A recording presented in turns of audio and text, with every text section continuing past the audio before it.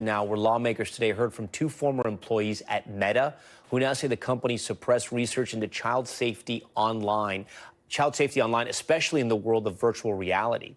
Our Julie Tsirkin speaking exclusively to one of those whistleblowers, Dr. Jason Tsirkin, who says he was told by a supervisor to delete evidence allegedly showing a 10-year-old was sexually propositioned on a Meta platform. Here's part of that conversation. In general, is saying that it is not safe enough for kids to even be on Meta's platforms. Is that right? I tell my own family not to use it. Tell your own family not to use it. And that was even while I was an employee. Children drive profits. If Meta invests more in safety to get kids off of there, engagement goes down, monetization goes down, ad revenue goes down. They need them young, and we know that younger audiences drive later engagement across many types of products. But Meta's smart, they know that too. They need them, they need children.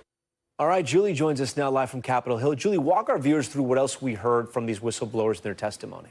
It was a stunning, damning testimony from these two whistleblowers. And I'll tell you, Tom, they were just 2 of 6 that provided all of these documents, current and former employees of Meta, to Congress, alleging various examples of not only times in which their superiors, these researchers, were forced to suppress information when it comes to how children were being affected by these platforms. Specifically today, we're talking about virtual reality. But as you heard from that witness that I interviewed, this extends to all of Meta's platforms. Not only were they told to suppress this information, in some cases they were told to delete it and not even include it. In others, lawyers threatening them, according to these witnesses, that if they didn't delete it, that they would be threatened legally with legal action. And so this was just incredibly damning, incredibly explosive. The question is, will it move the needle? And I know Meta is pushing back hard on these accounts. What is the company saying? Yeah, it's really not surprising. I've covered this over the years, and Meta has been probably the biggest blocker in the face of any of these bills moving forward. They've lobbied hard against it. One senator even told me that she can't walk around the corner without running into lobbyists sent by Meta. I want to read you a part of their statement. They're saying, quote, "The claims at the heart of this hearing are nonsense. They're based on selectively leaked internal documents that were picked specifically to craft a false narrative." Here's what's so notable, Tom. It's that I asked the witnesses about this. I asked the senators about it. I even said, look, can parents trust to put their kids online? Should they be using these platforms? And they told me absolutely not. As you heard him say, he wouldn't even tell his parents and family and kids to use them. He also told me he does not trust Mark Zuckerberg or any of the people working at the top to be able to police themselves. And that is why he said the only thing that can fix this is action by Congress, Tom. And I know you spoke to parents of 2 children who died, and this is terrible, from either cyberbullying or a dangerous online trend. You asked one of them what she would say to Mark Zuckerberg. Here was her reply.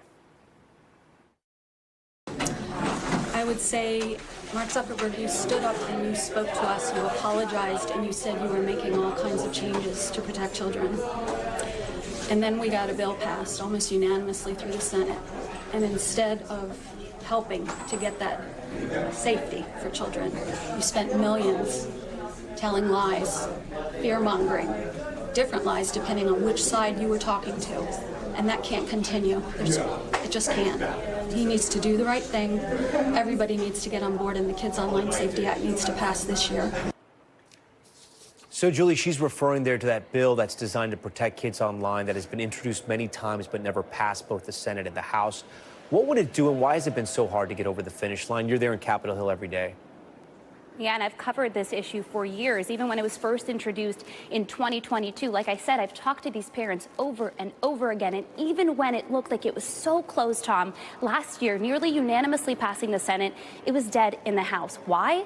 Because of big tech. That's what these senators on both sides of the aisle, by the way, I can't think of another issue that unites Republicans and Democrats more than protecting kids online than this one, of course. And so when you talk about the Kids Online Safety Bill, this is something that would give parents more tools in their toolbox, not only to help their kids with privacy on these platforms, but also to hold these companies accountable. It is extremely hard, Tom, for these parents to go up against companies like Meta and actually win, even if their kids die because of cyberbullying or die because of viral challenges, not only on Meta platforms, but also on TikTok, on Snapchat, on X. There are so many of these platforms. Parents just don't know what to do, and they need Congress to help. Yeah, and it can be so harmful, as we've learned there from those poor parents. Okay, Julie, great reporting. We thank you for bringing that to us tonight here.